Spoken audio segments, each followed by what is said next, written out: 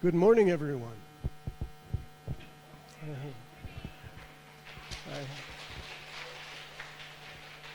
First of all, I'd like to begin by thanking Dan and thanking the Foundation for the wonderful invitation to be here with you today. Oh, close to the mic. All right, this one is non-directional. I'd like to thank Dan and the Foundation for the invitation to be here today. I suppose I'm here because I'm considered a kind of expert in this field, and we have a saying in rural Nova Scotia. I actually live in the country. I live in a very tiny village where people fish and they work in the woods. This was my trip. We like to say that an expert is a damn fool a long way from home. And I hope I can share a few things that are useful, because I want to begin by saying that I fully realize that your context is very different from my context, but at the same time we live in a globalized world together, and I think it's very important that we share experiences and ideas with one another in order to try to widen our perspectives and to try to figure out our own problems together and learn from one another. So I've been learning a great deal in the few days that I've been here, and I welcome the conversation. Okay, that's where I live. This is called Lunenburg, Nova Scotia. That circle is around my house. If you want to come to visit, you will know where to find me. Rural education in Canada has a lot of problems that are undoubtedly familiar to you. I expect they are. Rural and urban educational outcomes, tested outcomes, and Dan spoke to this a minute ago, credentialism.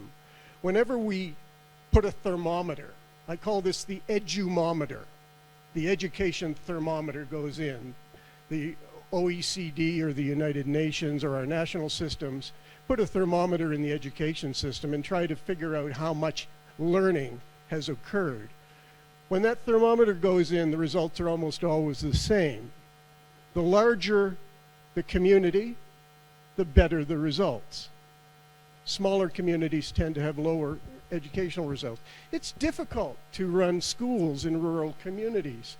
Hard to recruit teachers, hard to find them, hard to get them to stay in their communities. Dan spoke about what I would call integrating academic and vocational programming. I'm increasingly concerned in my country that rural education is conflated, is brought together with vocational education. And rural students are constructed as what I would call vocational subjects, as opposed to people who can understand abstractions and do intellectual work. And I've tried to contest that in my work all the way through. What about keeping young people in rural communities? This is a huge problem for us in Canada. As Dan mentioned, and as I know from your situation in China, there are something like 180 million migrants from rural communities working in your urban areas, which creates a lot of pressure. We have something fairly similar in many ways in Canada. Young people tend to leave. And how can we, as Dan suggests, imagine a space in between those two visions? So I want to talk today a little bit about two ironies. And what's an irony? There's a good English word for Jade, my translator. We've been exchanging words along the way. An irony is a state of affairs or events that seem deliberately contrary to what one would expect. Now, we would expect rural schools to enhance and strengthen rural communities. That's what schools are supposed to do. But do they? This is a question. So there are a couple of ironies I want to point to. And when I speak of these ironies, the two central ironies in modern education, I'm referring to how we understand the physical geography of the planet in relation to the modernist narrative that seems to suggest that the movement from the country to the city is not only inevitable, it's a good thing. And I think our school systems have played an important role in essentially seducing people out of the countryside and presenting them with a vision of the good life that is in urban contexts. So, the first irony I want to point to is that, I'm in the way of this thing, I suppose. I'll go over here. The first irony, I love this image. You see the people coming from the country and they're all marching to the city with their suitcases. The first irony is that the Earth, the physical planet Earth that we live on, according to the World Bank, is more than 98% rural. So we live on a globe that is rural. 1.4% of our Earth is urban. And yet we pay very little attention to education for rural places, as Dan points out. That's an irony. That's an irony. You would expect education to be fundamentally concerned with problems of rural space, particularly in a world that's, our scientists tell us, every single species, including us, is at some level endangered by the climate crisis. That's a rural problem, connected to urban issues as well. So, ooh, this is huge, wow. What do I have here? I better look at this. This slide, again, I'm using World Bank data here to show that the world is rapidly urbanizing, and it doesn't much matter where you are, whether you're in high-income countries, whether you're in China, or whether you're in low-income and heavily indebted poor countries. The world is becoming increasingly urban. The bottom line here, these numbers, can I make this work? It doesn't work, does it? Yeah, a little bit.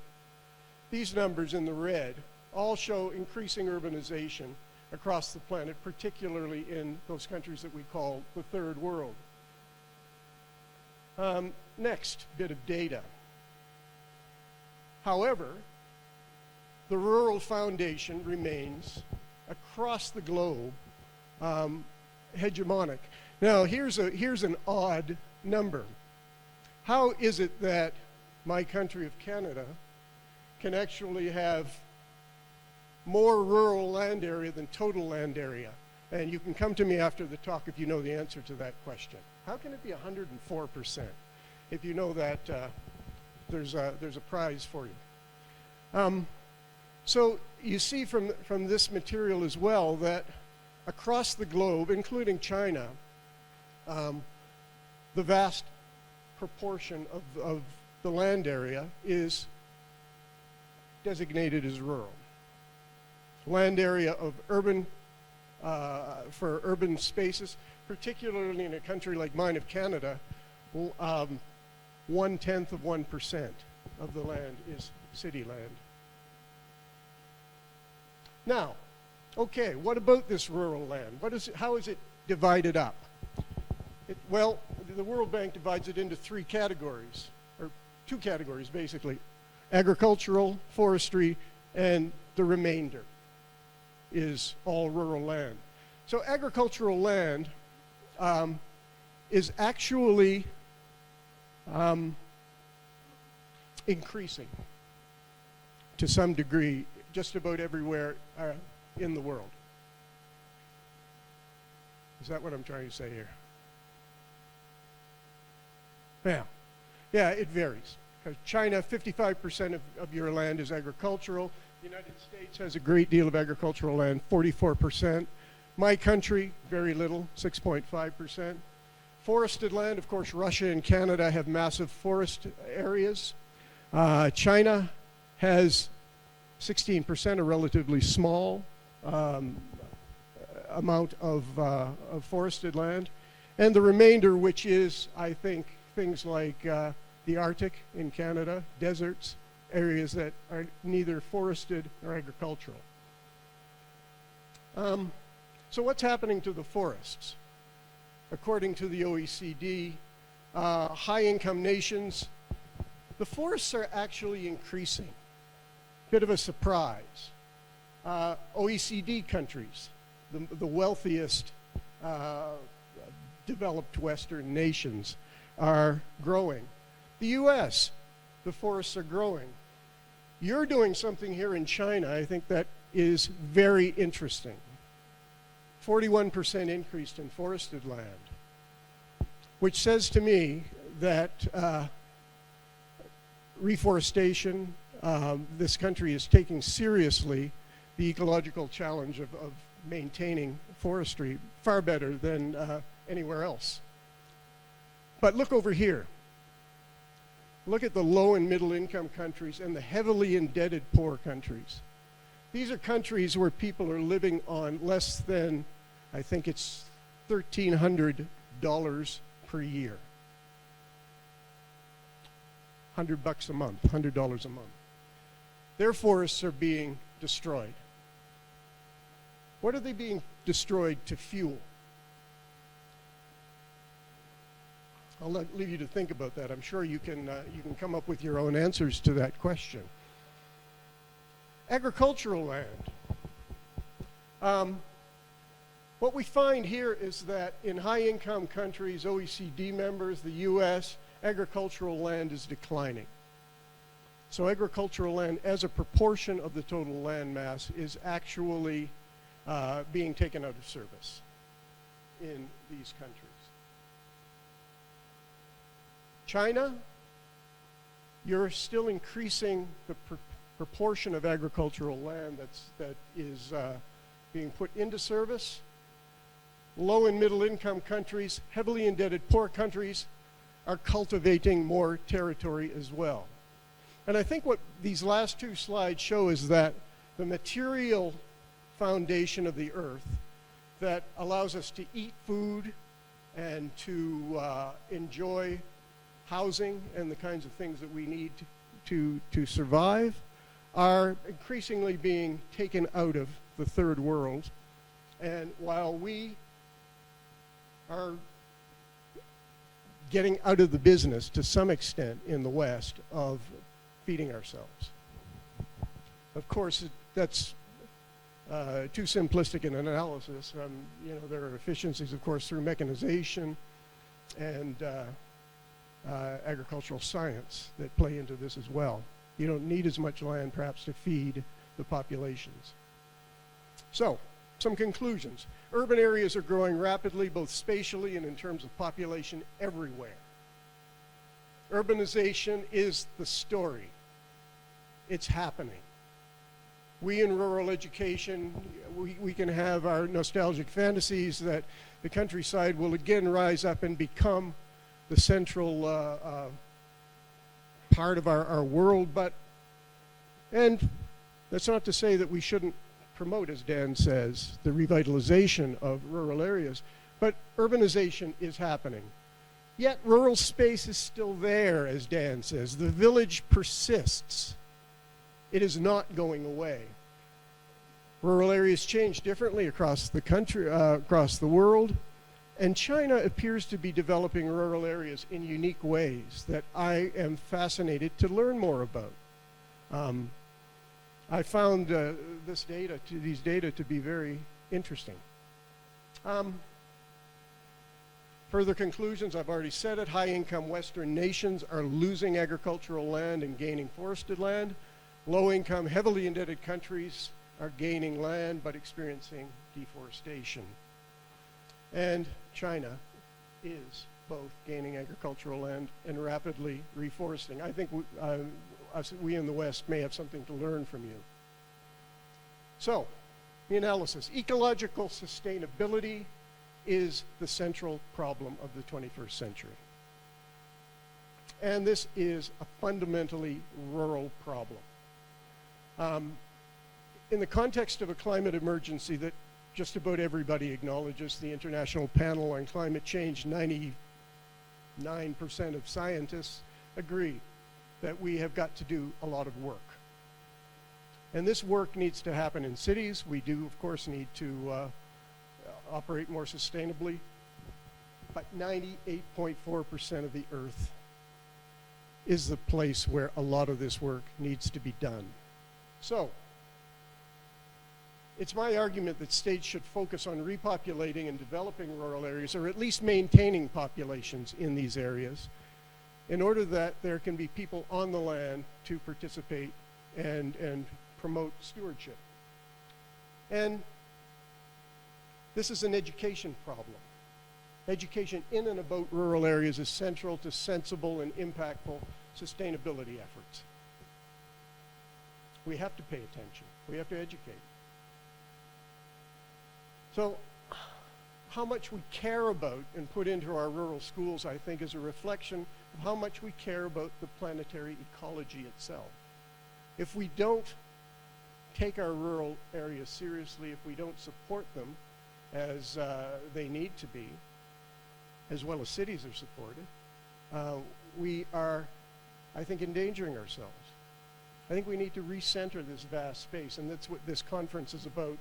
And I'm very heartened to hear that this issue, rural education, which is a very marginal concern in my country of Canada. I'm one of a handful of people who have been paying attention to rural education in Canada.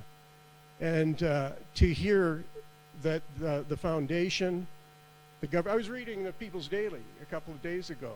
There were something like 6 articles that focused heavily on rural issues, including one on rural education.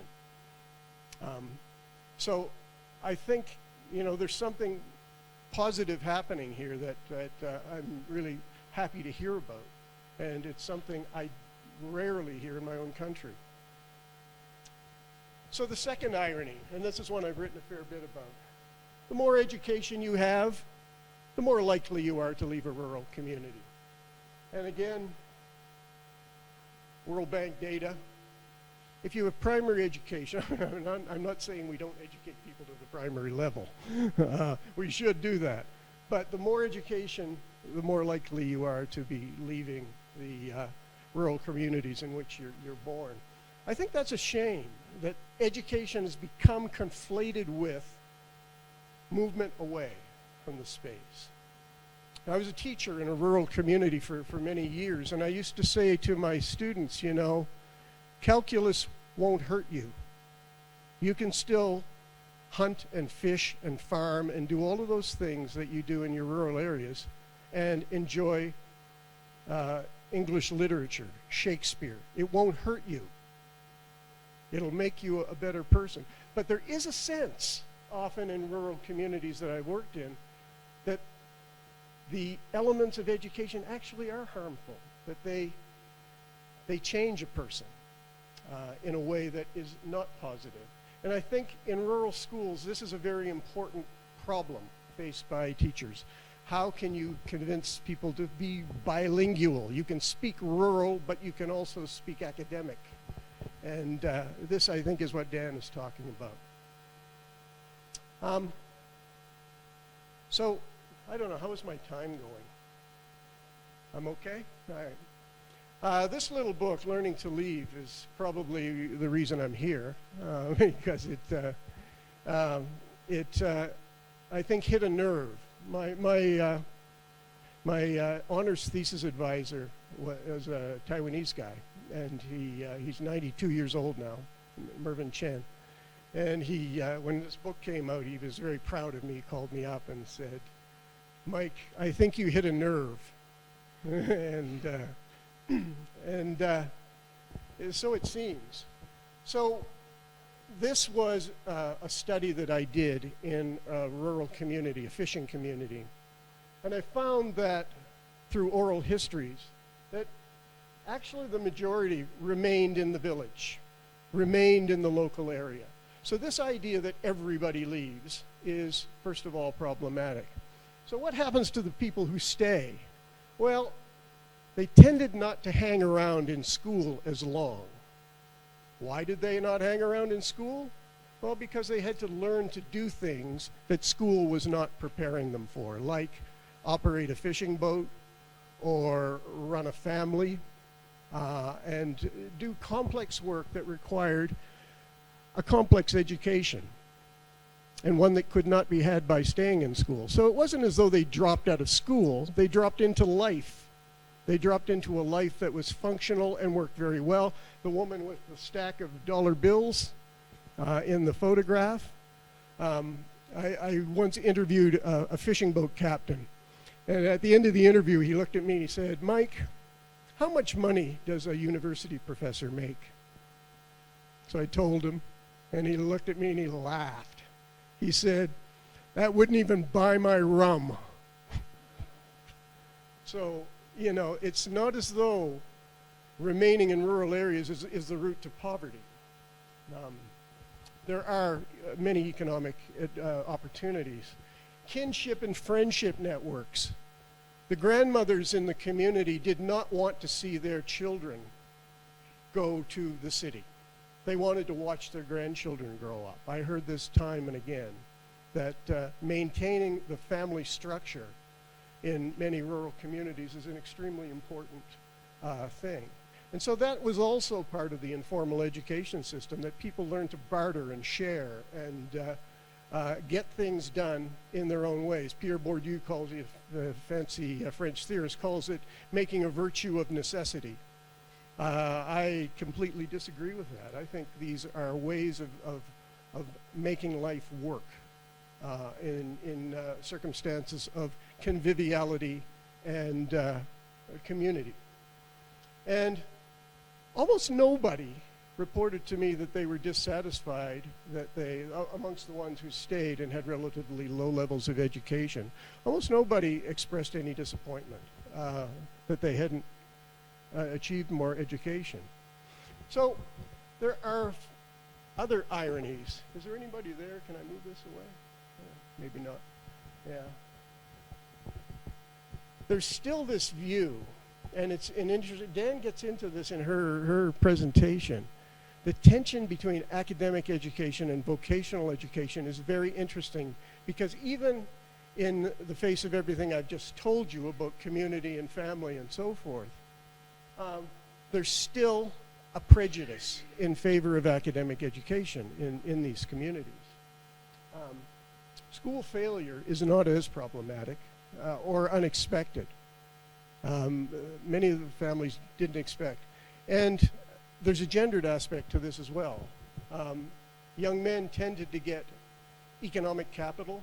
They would get fishing gear, they would get farming, logging equipment.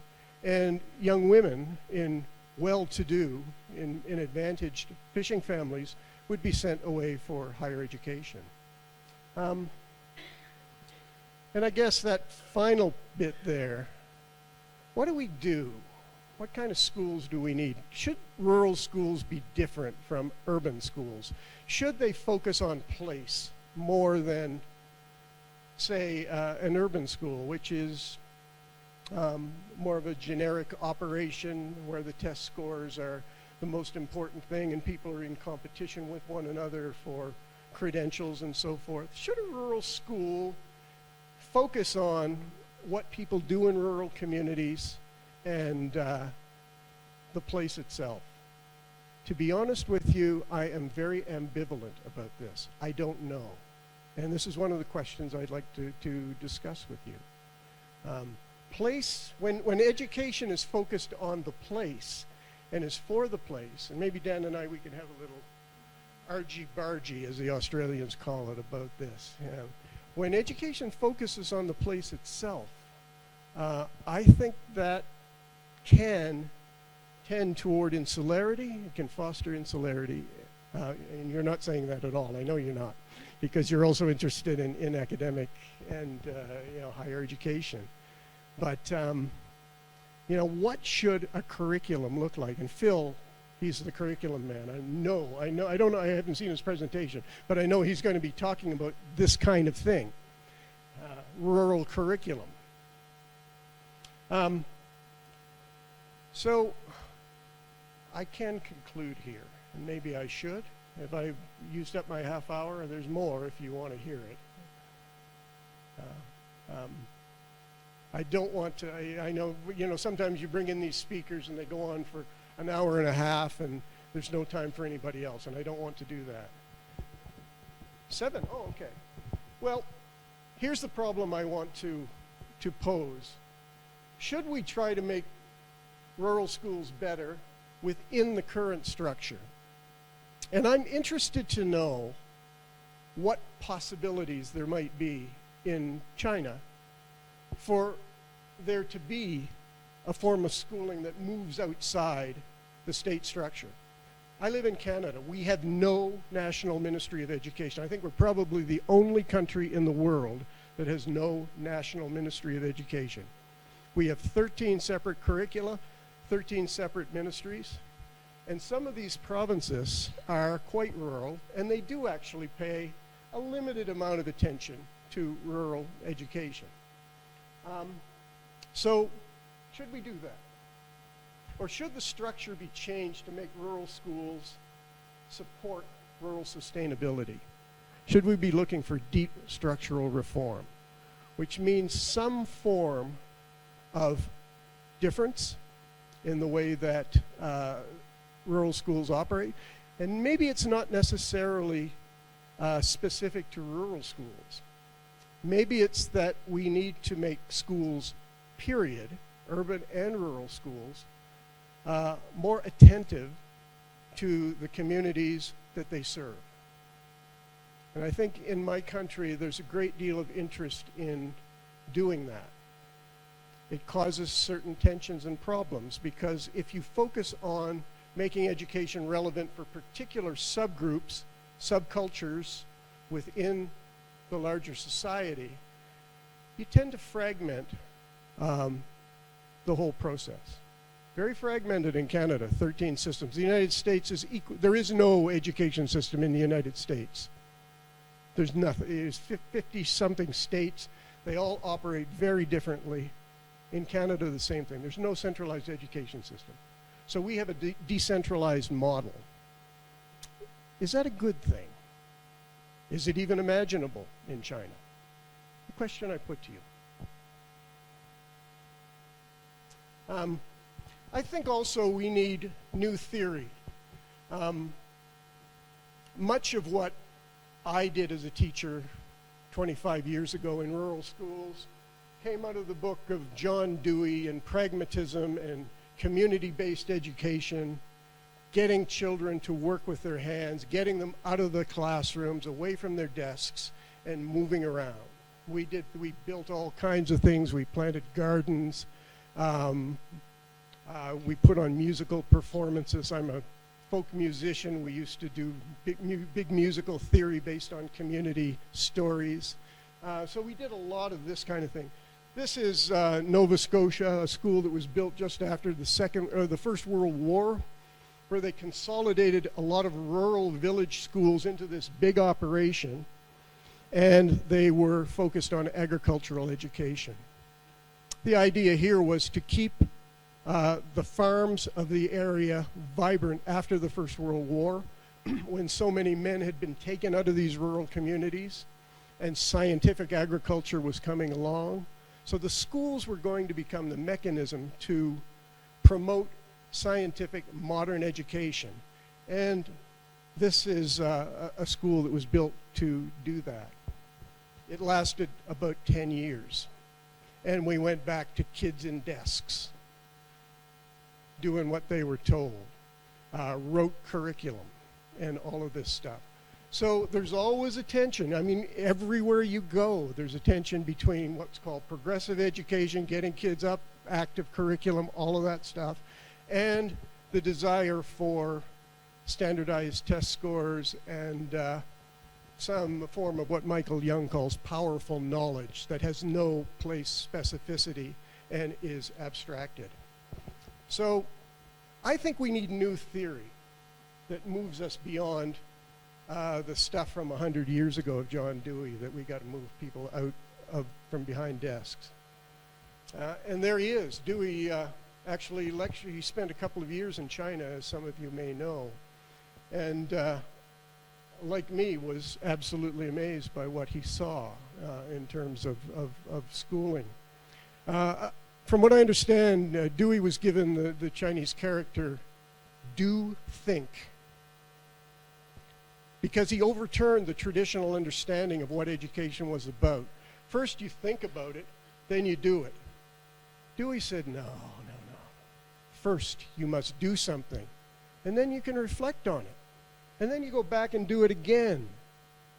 And you do it maybe a little bit better, or maybe worse. You reflect on it, go back and do it again.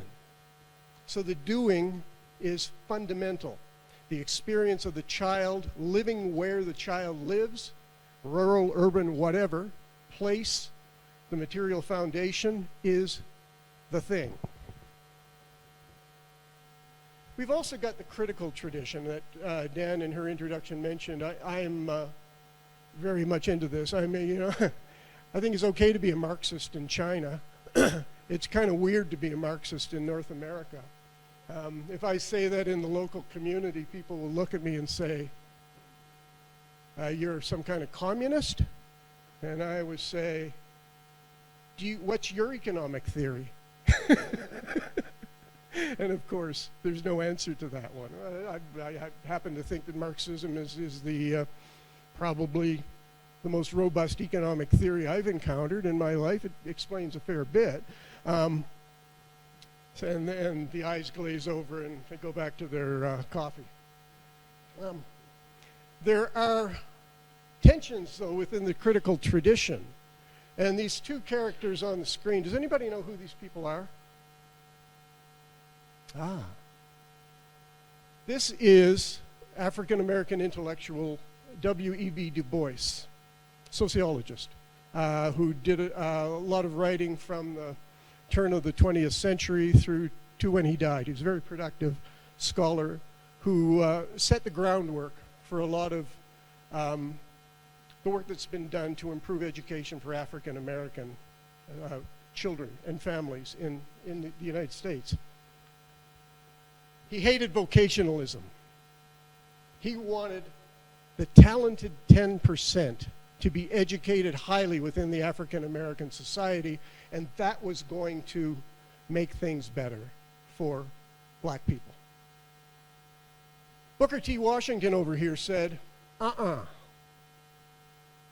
African Americans, he said, are people who have always worked with their hands, they've worked with the earth, they're grounded, concrete people. They need vocational education. So to bring America out of the nightmare of slavery, we need to focus on the existing strengths of African American people. They're both critical educators, and they both have passion. And I think we see this today in rural education very much. Many rural education promoters say this intellectual academic education is not very good for rural people. I completely disagree. Most say the vocational route is the best. And unfortunately, or fortunately, I don't know, depending on your perspective, most of the rural youth that I have